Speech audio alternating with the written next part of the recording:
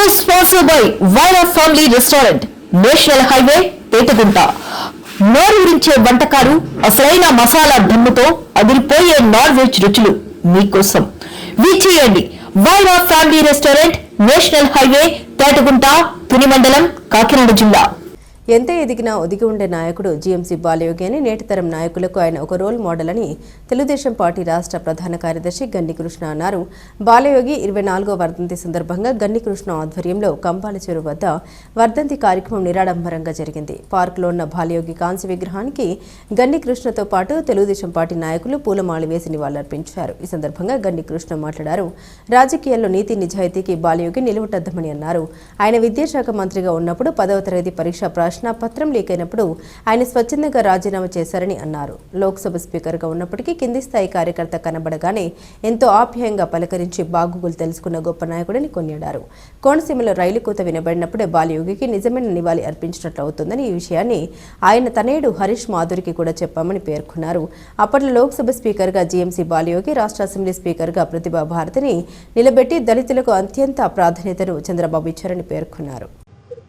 స్వర్గీయ బాలయోగి గారి 24వ వర్ధంతి సందర్భంగా ఇక్కడికి వచ్చిన మిత్రులందరికీ కూడా నమస్కారాలు తెలియజేసుకుంటూ, ఇక్కడ వచ్చిన వాళ్ళందరం కూడా బాలయోగి గారి ఆత్మీయతని, బాలయోగి గారి స్నేహమాధుర్యాన్ని చదువుతున్న వాళ్ళు.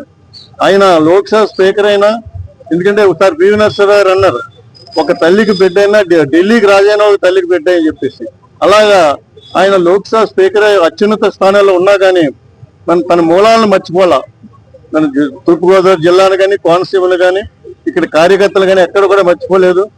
అదేవిధంగా చంద్రబాబు నాయుడు గారు కూడా లోక్సభ స్పీకర్గా దళిత వర్గానికి చెందిన అట్టడుగు స్థాయి నుంచి ఎంతో ఉన్నత స్థాయి, అత్యున్నత స్థాయికి ఎదిగిన బాలయోగి గారిని ఎంపిక చేయడంతో పాటు ఇక్కడ ఆంధ్రప్రదేశ్ రాష్ట్రంలో కూడా ఒక దళిత నేత ప్రతిభా భారతి గారిని ఇక్కడ అసెంబ్లీ స్పీకర్ గా ఒకేసారి ఎన్నిక చేయడం, ఇక్కడ అసెంబ్లీ స్పీకర్ గాను, అక్కడ పార్లమెంట్ స్పీకర్ గాను ఇద్దరు కూడా దళితులను అరేంజ్ చేయడం, ఏర్పాటు చేయడం అనేది దళిత వర్గాల మీద కేవలం మాటలు చెప్పడమే కాకుండా చేతల్లో చూపించే వ్యక్తి చంద్రబాబు నాయుడు గారు అని చెప్పి మనం చేసుకుంటున్నాను.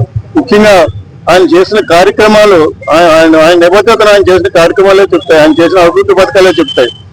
కోనసీమలో ఎదుర్లంక బ్రిడ్జి కానీ, యానాం ఎదుర్లంక బ్రిడ్జి కానీ, లేకపోతే అక్కడ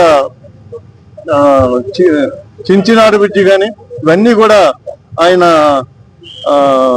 పనితనానికి తాత్కారం. ఇది ముఖ్యంగా నేషనల్ హైవేని కూడా, కత్తిపూడి గుడివాడ నేషనల్ హైవేని కూడా కోనసీమ గుండా వెళ్ళడం కూడా చాలా బాగుంది. ముఖ్యంగా ఇంకొకటి ఏంటంటే కాకినాడ నుంచి కోనసీమను కలిపే రోడ్డు మార్గం కూడా ఏర్పాటు చేయవలసింది. అదే విషయాన్ని మొన్న ప్రస్తుత ఎంపీ అయిన బాలయోగి గారి సుపుత్రుడు హరీష్ మాధురి కూడా చెప్పడం జరిగింది. ముఖ్యంగా బాలయోగి గారి కళ్ళు పండించాలంటే, హరీష్ అని చెప్పిన హరీష్కి, బాలయోగి గారి కళ్ళు పండించాలంటే ఇక్కడ రైలుకు తెరిపించాలి, కోనసీమలో రైలుకు తెరిపించాలి. ఆయన కళ్ళగన్నక విషయం అది.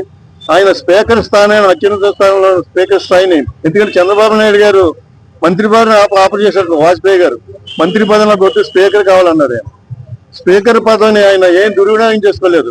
ఆయన కూర్చుని ప్రతి ఒక్క ఎంపీ మినిస్టర్ని కూడా అక్కడ ఆయన దగ్గర పిలిపించుకోవడం, వాళ్ళకి పలానా పని అని చెప్పడం. అదే ఆఫీసర్స్ ఢిల్లీ స్థాయిలో కూడా సాధారణ ఒక ఎంఆర్ఓ లేకపోతే ఒక